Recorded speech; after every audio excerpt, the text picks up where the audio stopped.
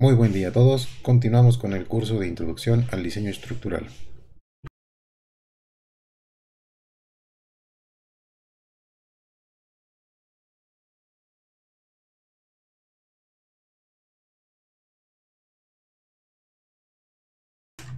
Para esta clase lo que veremos serán los principales sistemas estructurales.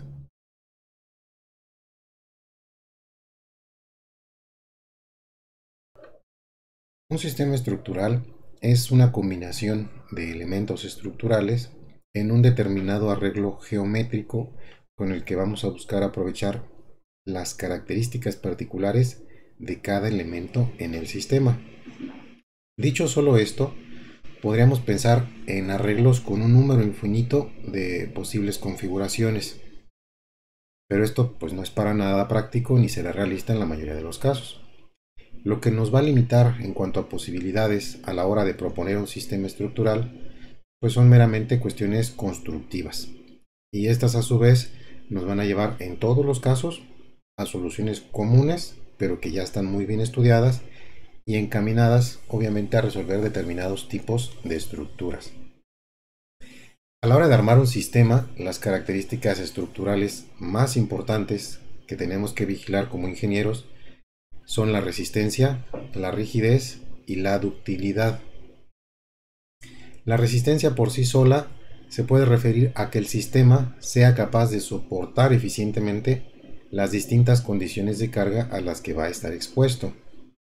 La rigidez, por otro lado, deberá ser la necesaria para las distintas direcciones en las que las cargas pueden actuar, tanto verticales como laterales.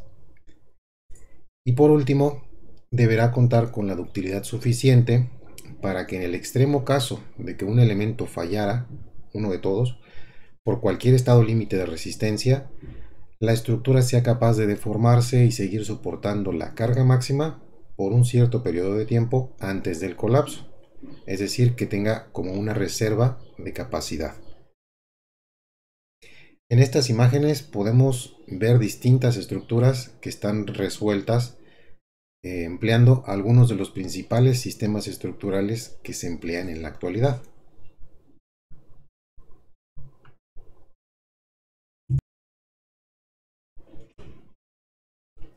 Para poder abordar los distintos sistemas estructurales que existen, es conveniente que empecemos por clasificarlos en tres grandes categorías. Estas categorías son similares a las que vimos para elementos básicos, ya que tendremos los sistemas que están formados por barras, los formados por placas y en este caso unos sistemas híbridos.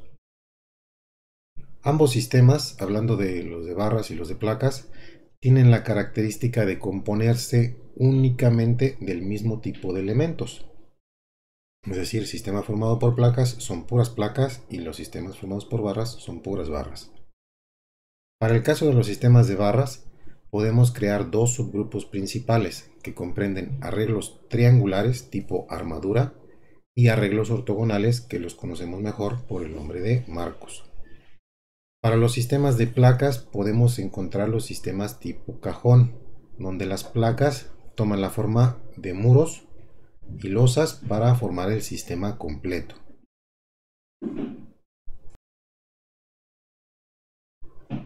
En el caso de los arreglos triangulares, que en adelante solo les voy a llamar armaduras, tenemos aquellos sistemas que son puramente bidimensionales o planos y aquellos que son tridimensionales. En los tridimensionales existen casos en que están compuestos por lo que se podría decir subsistemas de armaduras planas que pueden analizarse de manera independiente. Y hay otros que sí deberemos analizar como tridimensionales. Un ejemplo de estos últimos son las armaduras espaciales o que las conocen más como tridilosas. Para el caso de las armaduras planas, existen muchas configuraciones ya conocidas, que aunque tienen el mismo criterio, van a cambiar la dirección o posición de algunos elementos para que se generen distintos comportamientos. Y esto pues al final nos va a ayudar a resolver distintas necesidades estructurales. Entre algunas de las configuraciones conocidas tenemos las armaduras tipo Pratt, Howe, Warren, Fink, entre otro buen número de tipos. En estos sistemas, gracias a su arreglo triangular y a que las barras se consideran articuladas en sus extremos, se dispone de una alta rigidez ante fuerzas en el plano, ocasionando que las cargas sean resistidas mediante fuerzas axiales en los elementos. Esto es, recuerden, fuerzas de tensión y compresión únicamente. En la práctica, realmente todas las conexiones se aproximan a comportarse como un nudo rígido más que como una articulación. Esto implica que deberíamos analizar estas estructuras contemplando que la conexión es rígida y por lo tanto que existen momentos flexionantes y fuerzas cortantes. Sin embargo, como la mayoría de las cargas están siempre aplicadas sobre los nudos y debido también un poco al arreglo triangular, los momentos que se suelen producir son muy pequeños y modifican poco el análisis general. Por lo tanto, como los resultados son similares, se desprecia la presencia de estos momentos flexionantes, considerando así entonces que los nudos son articulados. Como dato extra, geométricamente se recomienda que todos los elementos inclinados de estas armaduras estén en el rango entre 30 y 60 grados para no afectar la rigidez del sistema. En general, estos sistemas arrojan estructuras ligeras por estar construidos con elementos barra que no suelen tener secciones transversales con áreas muy grandes. Se construyen esencialmente de acero, aunque existen amplias aplicaciones en madera, como ya lo vimos. El concreto queda completamente descartado en estos sistemas por su peso exagerado y por la dificultad de las conexiones entre elementos. Al ser el acero el material predilecto, debemos tener cuidado de buscar que los elementos que estarán a fuerzas de compresión dentro del sistema sean los de menor longitud para evitar problemas de pandeo. En caso contrario, es decir, cuando un elemento largo quede a compresión, es muy probable que debamos incrementar desfavorablemente en cuestión de peso y costo su sección transversal para evitar este tema del pandeo. Las armaduras espaciales o más conocidas como tridilosas son muy efectivas para situaciones en las que se requiere cubrir un área importante con claros grandes en ambas direcciones. En resumen, estas tridilosas funcionan como placas con un importante momento de inercia y trabajando a flexión en ambas direcciones. Hablando ahora de arreglos que no son triangulares, nos encontramos con los conocidos marcos, que son arreglos rectangulares. Estos marcos son un sistema estructural empleado casi desde los orígenes del ser humano. En un inicio, e incluso hasta la fecha, se ha usado la forma más básica del marco, que es la simple superposición de una viga sobre dos columnas. En este sistema específico no existe una transmisión de momentos entre los elementos, por lo que las cargas son simplemente transmitidas de la trave a las columnas y de estas a la cimentación. Por la forma de trabajo de las columnas, que es finalmente en voladizo, es fundamental que estén empotradas en su base, para así garantizar que el sistema dispone de algo de resistencia y rigidez ante cargas laterales. En caso contrario, pero igual todavía ante cargas laterales, la única resistencia con la que vamos a contar es el peso propio de la estructura.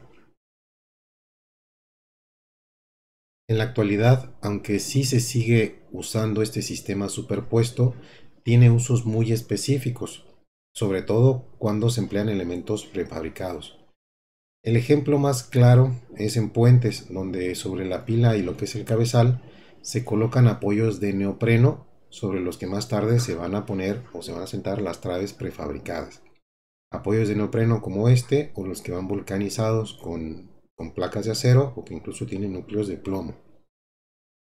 Es de esperarse que estos sistemas cuenten ahora con algunas mejoras, como son los topes sísmicos, que nos van a permitir prevenir desplazamientos excesivos en casos extraordinarios de carga y que pueden llevar a la pérdida de apoyo de las traves y finalmente su evidente colapso. Topes sísmicos como el de esta imagen o interiores como el de esta otra. En un marco propiamente dicho como el de esta imagen inferior, tendremos conexiones rígidas entre los elementos que nos van a permitir transmitir momentos flexionantes. Esto provoca evidentemente un incremento de la resistencia y rigidez del sistema ante cargas laterales, principalmente. A estos marcos se les conoce como marcos rígidos. Para garantizar que en efecto se trata de un marco rígido, es fundamental diseñar y detallar adecuadamente las conexiones. En el caso del concreto, es muy fácil lograr esta conexión entre elementos fabricados en sitio. En acero, aunque un poco más complicado, también es sencillo resolverlas. Sin embargo, es considerablemente más difícil lograrlo en elementos de concreto prefabricados, y en madera pues este sistema no se suele utilizar. La viga en uno de estos marcos va a trabajar esencialmente a flexión y cortante, tanto para cargas laterales como verticales, y en el caso de las columnas lo que tendremos mayormente es compresión ante cargas verticales y flexión y cortante ante cargas laterales. Esta combinación para las columnas se conoce como flexocompresión. Una desventaja importante de este sistema es su alta flexibilidad ante las cargas laterales, aunque este problema se puede resolver eficientemente si empleamos un arreglo triangular, como los que acabamos de ver. Esto implica que agreguemos dentro del marco un contraventeo, que es una barra diagonal y que va a trabajar a fuerzas axiales de compresión y tensión. Por su buena rigidez, como lo vimos, va a absorber la mayor parte de la carga lateral. Un arreglo tridimensional de este sistema de marcos es ampliamente utilizado en la actualidad para resolver la mayoría de las estructuras, especialmente hablando de edificios.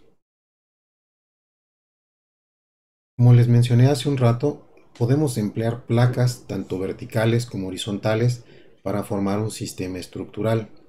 Las placas verticales son muros y las horizontales losas. En general, cuando solo empleamos placas, el sistema se conoce como tipo cajón. Una configuración similar al caso de marcos es considerar que la losa está simplemente apoyada sobre los muros y trabajando en una sola dirección. Este arreglo trae consigo las mismas deficiencias que vimos para marcos, que fue principalmente su poca resistencia y rigidez ante cargas laterales.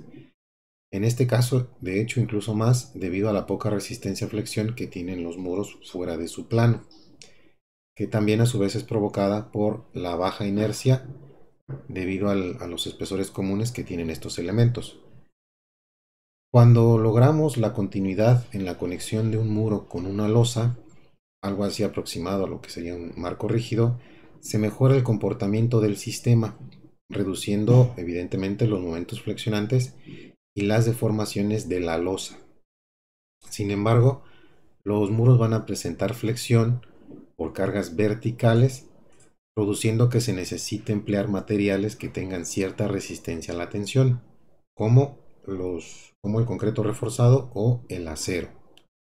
Ante cargas laterales, el sistema en general, aunque en menor medida que el anterior, sigue siendo deficiente. Un arreglo tridimensional en el que contemos con muros en ambas direcciones en planta, como el que tengo aquí en esta figura, mejora el comportamiento de la losa, como lo vimos en el video anterior, al estar trabajando en dos direcciones. Por la parte de los muros, las cargas laterales serán resistidas en una dirección por fuerzas en el plano de los muros que estén en esa misma dirección, que justamente es para lo que los muros tienen muy buena resistencia. Esto es que la carga lateral morada será resistida principalmente por los muros en esa dirección X, y la carga lateral azul será resistida por los muros en dirección Y. Los sistemas que por esta ocasión decidí llamarles híbridos son aquellos que resultan de la combinación de sistemas de barras y de placas. Existen en la práctica estructuraciones comunes que no atienden a ninguno de los dos grupos que vimos en específico, pero que aún así sus ventajas sobre los demás ya han sido corroboradas ampliamente con el tiempo. Los ejemplos pues son incontables, pero algunos comunes son las llamadas losas planas, que veremos un poco más a detalle en el siguiente tema.